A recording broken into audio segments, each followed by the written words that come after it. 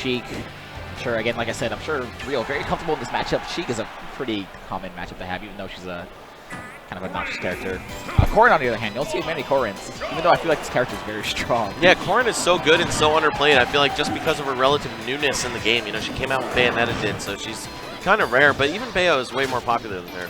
Yeah, she definitely got overshadowed by Bayo, for good reason. Bayo originally was start, a much stronger character. Now I think they're just about as good as each other, but Rio, very strong opening. Mr. R responds immediately. Those Sheik combos, man, they're so devastating at low percents, but the higher you get, the less reliable they become. Yeah, Rio having a really hard time getting back to the stage here. Love Mr. R springboarding off the side there. Every single option being covered by Mr. R. Just, oh wow, even reads his roll back onto stage. As Rio's taking 97% just trying to get his feet back on the stage. Yeah, Sheik is so dangerous when you're in the corner against her. Like, any kind of compromising position, her ability to keep you locked in it totally makes up for her lack of kill power and raw damage output. What a great tech from Mr. R. I don't know if he meant to do that, but it worked out in his favor. As Rio reads that roll back on the stage, across the stage forward smash is not going to do it just yet, though. Yeah, but by the edge, that definitely will take care of him. So Mr. R still has to be dotting his I's, crossing his T's here. He needs to stay absolutely on his game because the mixture of rage and Corrin's kill power, not something you want to start slipping up against. Ooh, and speaking of slipping up, that air dodge, Mr. R was ready for that for sure. Mr. Ready, yo. Mr. Ben Ready. Mr. Ready. Yeah, but Rio not too far behind. Not gonna have any rage to get this early kill. But Sheik is, a pretty light character, so see like a tipper near the edge might be able to do it. I was looking for that trump for Rio there from Rio. Okay, Mr. R with a huge chance here, extending that lead. Basically half a stock ahead, or a stock and a half. Oh man, it was a good attempt. You know, he's been hitting him almost every single time he's trying to, try to get back from the edge. Right. I just feel like Sheik's not the character who's going to actually swing. You know, she's more likely to go for a grab. That's true, yeah. And plus, even if you do get the counter, well, I guess it's Corrin's counter, but still, it would be a weak move, so you might not kill her, but 95 from Sheik's, or from anything of Sheik on Corrin's counter, it would do the trick. Wow. Is that it? And Mr. R with dominant first game, 2-stock 96%, and I would be so surprised here if Rio stuck with Corrin. Yeah, I think he should really switch to Ike. I don't think that Ike versus Sheik is a terrible matchup. Granted, Corrin versus Sheik is not a terrible matchup either, but might just need to be bringing something fresh to the table. Corrin, maybe a matchup that Mr. R is well versed in or something, but he's I don't know. with Corrin. He is. Wow, not what I expected. Again, though, his Corrin is not bad at all. I like his Corrin a lot, but from that first game, it didn't look pretty at all, and it was really just Mr. R outplaying him.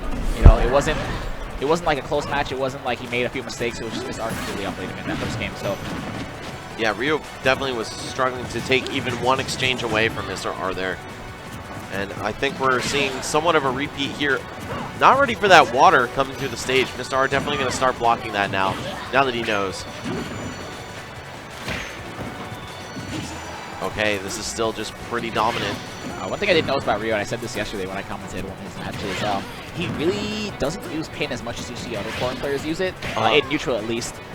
He uses it for recovery in situations where he needs to recover, or he likes to save it for a kill.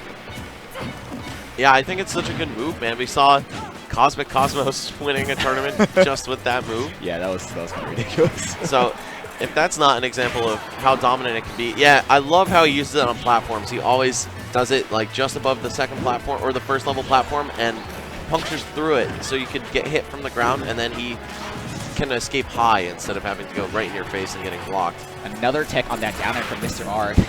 Again, I'm not entirely sure he's doing it on purpose. That is really, really fast and hard to tech. But Mr. R, though, calling the bluff on that pin, just saying, okay, I'm going to bounce the fish you in the face. I'm not scared. Oh, another counter misses its mark. Gets him with the needles. And there we go. We saw that yesterday from Void in a set against Pink Fresh, where he went off the stage with the bouncing fish. Pink Fresh was ready for it, but then not ready for the forward air that soon followed afterward. All right, Mr. R, big chance here. Just going to swipe away with that forward air. Oh, nice, some Void combos of his own. And this is actually looking worse than the first game. Mr. R is only at 91%. Oh, look at that. The wall jump into B reverse needles gets on the stage with minimal landing lag. Very cute stuff here by Mr. R. Always been a technician of his character, pushing the limits of Sheik. Rio, on the other hand, not quite pushing the limits of Corrin, as getting to start once again. This game number 2.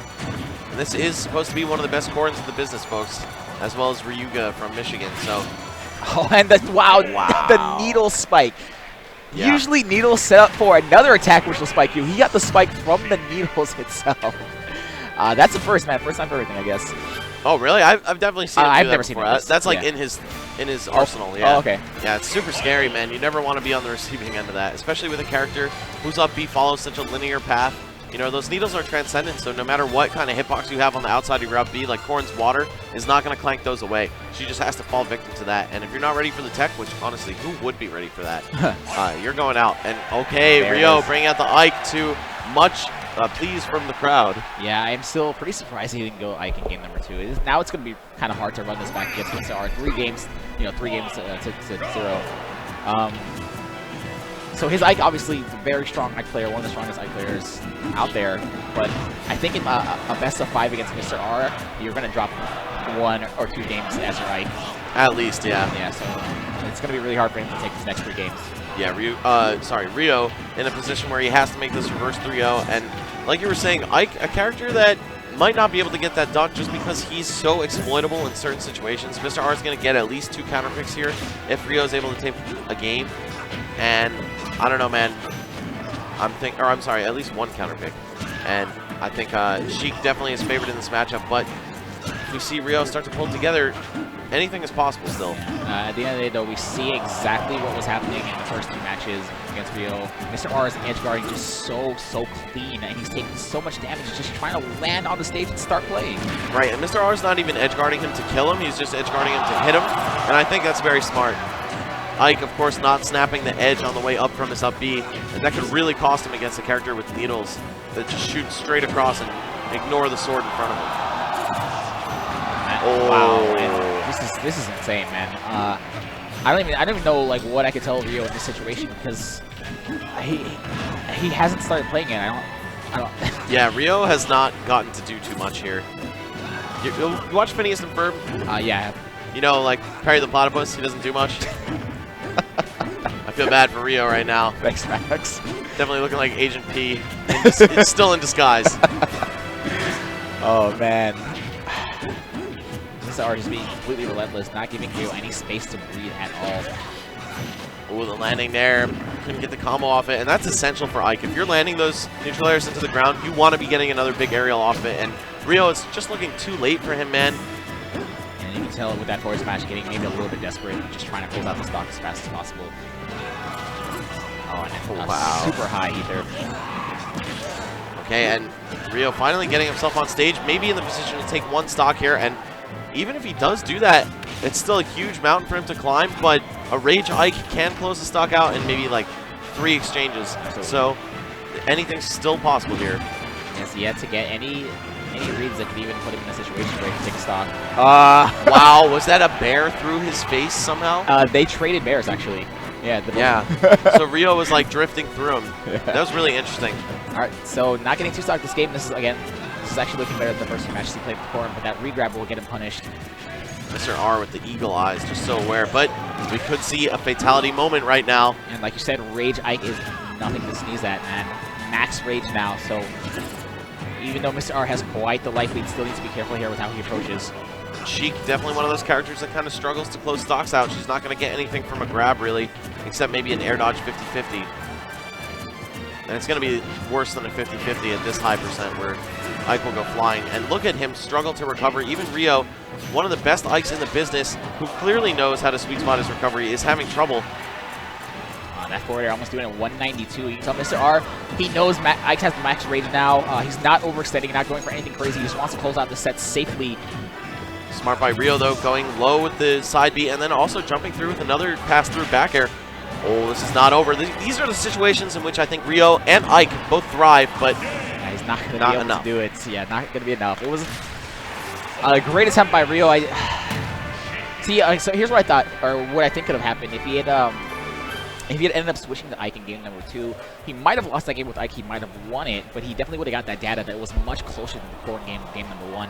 Right. The Corrin games were just not close at all. Not close at all. No, I think he should have immediately switched to Ike. But maybe he was like, all right, I'm going to have a little bit more faith in this Corrin, test it out, make sure that wasn't just like a bad game.